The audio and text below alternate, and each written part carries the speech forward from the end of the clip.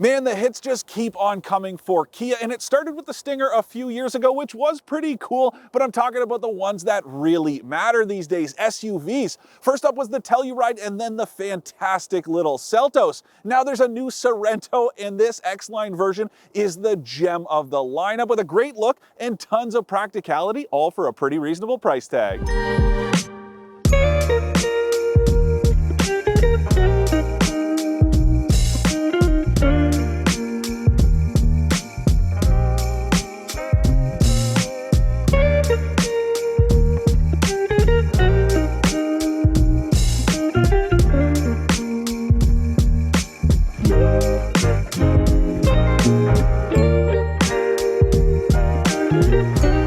For more expert car reviews, don't forget to share our channel and subscribe so you can catch some of this and maybe even a little of that. Listen, I like dreaming about adventure as much as anyone else, especially these days. I just like that idea of exploring the great outdoors with some really cool off-road rig with a rooftop tent on it. So much fun to think about. But the reason I don't own one of those is the same reason I don't own a truck, because I am a realist. I just hate the idea of driving something that's built with one purpose in mind, and it's one that I wouldn't be taking advantage of all that often. And really, that's why I loved my Subaru Outback so much, because it was a great, smooth, comfortable daily driver, but it was also surprisingly capable, and I could strap a tent to the back of it and go do some backwoods camping. It was awesome. I loved using that thing, and that's really what I see this Sorento X-Line as. No, it's not going to get you everywhere a Toyota 4Runner on 32s will, but it is capable enough that you can go camping further away than your local KOA, and it looks pretty cool too. Now, first and most importantly, this does have all-wheel drive, and it also has 3 unique terrain settings: mud, snow, and sand. So let's say you do go out and explore with this thing and you end up somewhere that a Sorento normally might not. You can just spin this dial down here to run through the different settings. Now, it's new to the Sorento, but it has been around in other vehicles for quite a while now, and what it does is it changes the all-wheel drive system as well as the traction control, the engine, and the transmission, and tailors it all to those specific conditions. And those settings do work really well. The X-Line also has about an inch more ground clearance than the rest of the lineup, and that is more than enough. It's still about a ½ inch less than the Outback or the Jeep Cherokee Trailhawk, but it means if you do plan to take this thing out adventuring around, you will notice the difference. But the good thing is it won't make it any more difficult to climb in and out of this thing. Well, I don't think I could have queued up a better transition to talk about accessibility if I tried, so here we go. Take a look at these doors. They're huge, which means the door openings are nice and big, and that helps when you're climbing into the back or helping a little one into a car seat. As you can see, the doors open almost 90 degrees too, which helps in either of those cases. And something else I absolutely love: the doors extend to the bottoms of the rockers, and that means you're not going to get whatever you just drove through all over your pant legs when you're climbing inside. I love it. I also love how big this trunk opening is. It's just a big box, and that means it's not a game of Tetris when you go to load it up with your stuff. My only complaint back here: I really do wish this was a power tailgate, and I don't think that's too much to ask for at this price. If you aren't familiar with the Sorento, it might surprise you to know that this thing has a 3rd row of seats. Just like before, it's kind of an in-betweener, so it splits the difference between a proper 3-row like the Telluride and something smaller like the Toyota RAV4. And I personally think it is a right-sized SUV. As far as the overall footprint goes, it's about the same size as the Outback, but since it's a little bit boxier, there's way more room inside. And the use of space is fantastic. So if you do end up using all 3 rows of seats, it's not gonna feel super cramped in here. It's actually really impressive the way it's been packaged. I can sit in that 3rd row as long as I split up the legroom a little bit. And the cool thing is the 2nd row seats, they are on rails, so I can give myself a little bit more room in that 3rd row and still fit comfortably in the 2nd row with the driver's seat in my normal seating position. Don't forget, I am 6'3". That is very impressive given the overall size of the Sorento. That third row bench is a little bit low to the ground, but honestly, that is such a small issue, and it's well worth the trade-off compared to just how much usable space there is in here. The only trade-off is that there isn't much cargo room with both back rows of seats upright. I think there's right around 350 liters, and it is a very narrow space, so you really can't get much back there. But it's like I always say, if you do need a third row for real, you're definitely going to want to go with a minivan. What this is good for is when the in-laws are visiting, or if you volunteer to drive a couple extra kids on that class field trip. I don't know if that's still a thing that parents do, but if it is, you're gonna have more than enough room. But the cool thing is, when you fold down that third row and have the second row seats as far back as they'll go, there's about 1,100 liters of cargo room. So about the same as the RAV4, but the big win is just how much legroom there is back there. I'm not even kidding you, there is just about as much second row legroom in this thing as that Chevy Suburban I just tested. It is unbelievable, and I can't say enough good stuff about the way the space in here is used, with one exception. Another small nitpick: these door pockets are so incredibly small. I can't fit my water bottle in here, which is very bizarre. But then the other thing is, a sunglass case barely fits, and you really have to jam it in there. Honestly, I am pleading with whoever it is that's in charge of this stuff at the Hyundai Group to please try harder, because I've noticed the same trend with Hyundai and Genesis products too. I honestly don't get it, and the ones in the back are even worse. But one trend in the right direction is the quality of the materials in here. That's definitely not something Kia is known for, but I was immediately impressed when I got in here.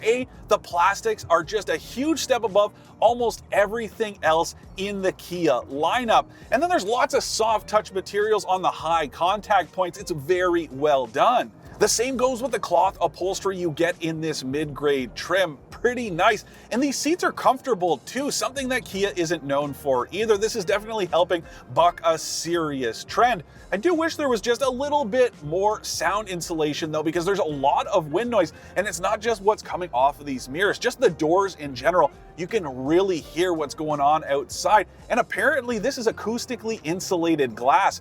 Definitely doesn't sound like it from this driver's seat, especially when you have the stereo shut off. But I would give the Sorento reasonably high marks for comfort overall, and the same goes for user friendliness. Everything makes a lot of sense in here. First of all, the controls on the steering wheel are about as straightforward as they get.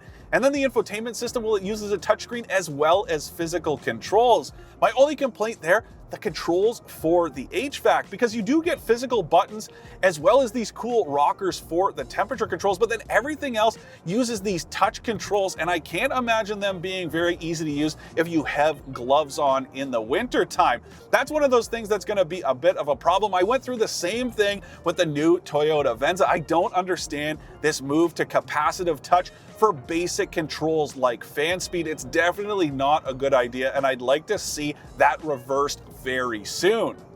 Another trendy new feature that's taking over the auto industry is wireless Apple CarPlay, and I usually love it, though I have had some weird problems this week where all of a sudden it'll just say that there's no connection to my phone, and it'll jump back to the home screen with this warning message. The weird thing is, my Apple Music is still running. I can still see the album art behind it, and all I have to do is tap this icon and it relaunches back into my system. But the only unfortunate part is that if I'm using Google Maps, well, it defaults to the home screen of that Apple CarPlay, so I have to jump back into that. A little bit frustrating. Hopefully there's an update for that soon.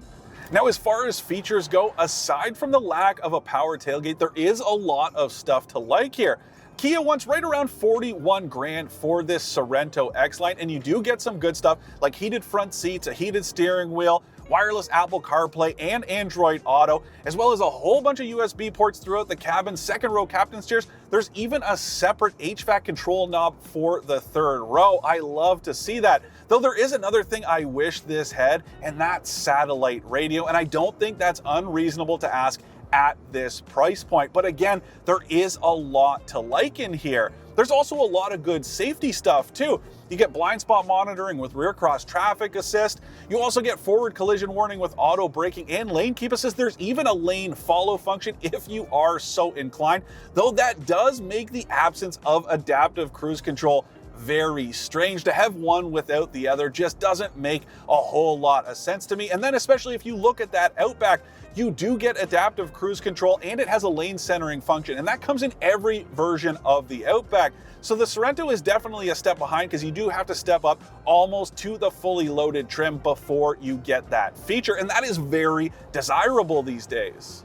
Anyway, this X-Line is also the first point in the lineup where you get a turbo motor under the hood. There's no more V6 in the Sorento. Instead, you get the choice of two 2.5-liter 4-cylinders, and there are a couple hybrids on the way. And I'll tell you one thing, this definitely doesn't make you miss that V6 power. This 2.5-liter turbo has more than enough output. It makes 281 horsepower and 311 pound-feet of torque, and all that torque comes online at about 1,700 RPM. So there is a lot of giddy up, but the transmission is a big problem. This company still struggles with these dual clutch automatics. It is very annoying. Not enough to be a deal breaker, but definitely irritating in everyday use. And I'm actually going to give you an example of exactly what I'm talking about. Here we are rolling up to a stop sign. I'm going to bring it to a stop. Everything is fine. It's downshifting very smoothly. I come to a stop, obviously make sure nothing's coming. I start to go, and it's really bogged down. It shudders. It's almost like with a manual transmission, if you almost start in third gear instead of first. That feeling where it's about to stall, there's that same sensation here, and it is very well documented with the Hyundai Group's DCTs. I'm really not sure why it can't figure that out. And the other problem is the auto stop start system. That combined with that sputtering is very problematic. I have never experienced such a delay between the point where you actually hit the gas and when you start moving. It's a big adjustment, and it's definitely frustrating. Now, you can turn off that auto stop start system down here on the console if you want, but still, you shouldn't have to do that because all of this stuff should work, especially in modern engines like this. Honestly, it's all good once you do get rolling though, and this has to be one of the smoothest driving sub $50,000 SUVs you can buy right now. Yes, there is a little bit of body roll in the corners, but steering response is really precise, and I like this suspension setup a lot. The multi-link in the back especially, it just rolls over bumps without much problem at all. These 20-inch wheels, well, they do make just a little bit more noise than you'd expect, but as far as smoothness goes, I like it a lot. And I do have to say, the last Sorento was good, but this one is great. I am so impressed with this vehicle. It's just great to drive around here out on these roads, but it's also great at getting you a little bit further than what the pavement will take you to. To recap, I like the way this Sorento X-Line looks, especially in green, the way Kia's made the space inside so usable, and the silky smooth ride quality. I don't like that it doesn't come with a power tailgate, the touch controls for the HVAC system, or the way the transmission sputters. Honestly, I don't think the timing for this adventurous looking Sorento could be any better, and not only does it look the part, but it plays it pretty well for the kind of stuff you're probably going to do with an SUV like this. More generally speaking, I think this 4th gen Sorento is a winner. The materials inside are way nicer than before, the ride quality borders on premium, and the space inside has been optimized to perfection. So what does that all mean? Well, if you're shopping for a midsize SUV like this one better be on your short list.